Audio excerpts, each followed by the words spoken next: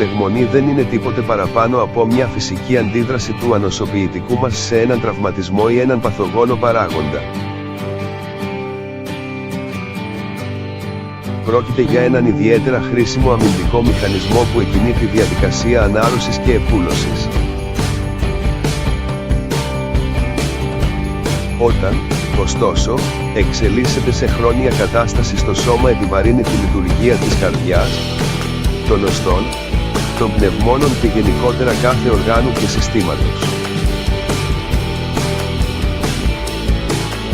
Η χρόνια φλεγμονή ευθύνεται μάλιστα για ευρύ φάσμα παθήσεων, όπως η ρευματοειδής αρθρίτιδα, η σκλήρυνση κατά πλάκας, η ελκώδης κολίτιδα, η νόσος του Crohn και το άσθμα.